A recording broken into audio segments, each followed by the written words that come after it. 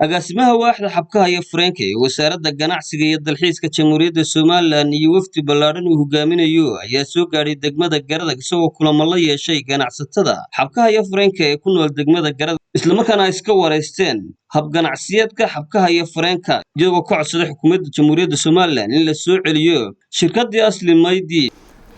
farxad weyn bay noo tahay ahaantii inaan saaka kulankan yeelano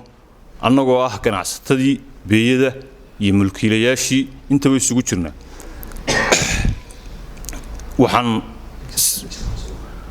waxaan aad iyo aad ugu faraxsanahay oo saaka farxad weyn noo ah in annagu waxaan nahay ganacsatadii shirkadda asli maydii saaka farxad weyn bay noo tahay in dawladdii oo xog raadina oo dadkeedii xaaladeedu ku kurgalayso agaasimiin la joogo halka waxa nooga muuqanaysa jacayl dadka loo qabo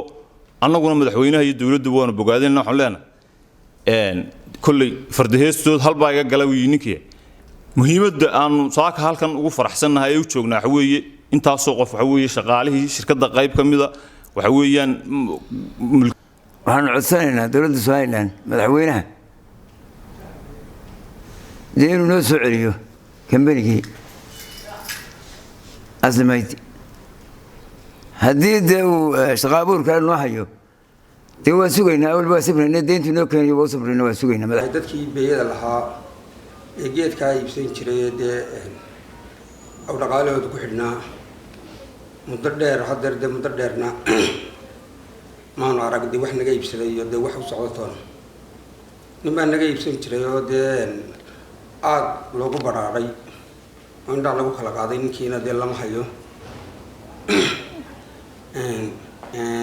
udama fadhina ka wasaaradda ganacsiga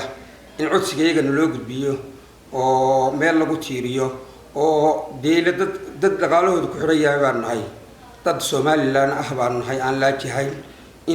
agaasimaha xabkaha iyo Franka ee wasaaradda ganacsiga iyo dalxiiska Dhuux Cabdilaahi Cabdi Abukar ayaa dadweynaha ku dhaqan degmada Garadag ee ka ganacsada xabkaha iyo Franka uga warbixiyay safarkiisan waxaanu ka soconaa wasaaradda ganacsiga iyo dalxiiska waaxda beeyada ayaanu ka soconaa waa markii saddexaad ee runtii gobolkan aan ku imaado kormeer laakiin nasiib wanaag labadii jeer hore Garadag kuma nagaanin intan xogta ana maan helin raggan sharafta lana lama kulmin oo deecidska maanu arag degmada horta marka hore waa soo dhaweynaa 100% marka labaad waxaanu xog raadis u nahay balbeeyadii maanta beeyadii ummad waloo ilaahay dhulkan dushiisa uu keenayba ama macdan ha noqoto ama dheeman ha noqoto ama geed ha noqotee ilaahay cid walba khayraad ayuu ku marnaystay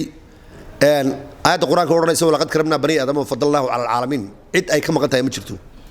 cid kasta oo gaarka u lahayd waxa soo dhamay caqabadaha beeyada ka hor yimaada haysta weeye suuq la'aantu koow way ka tahay murana iyagu way iska jiraan oo murana way jiraan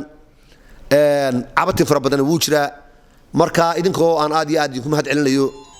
hadalkana aad soo ururin doontaan waxaan jecelahay inaad si kooban uga warantaan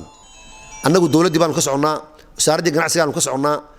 saxaafaddiina way nala joogtaa warkiinu meel fog buu gaadhayaa Wamada sare warbaahinta qaranka Jamhuuriyadda Somaliland Garadag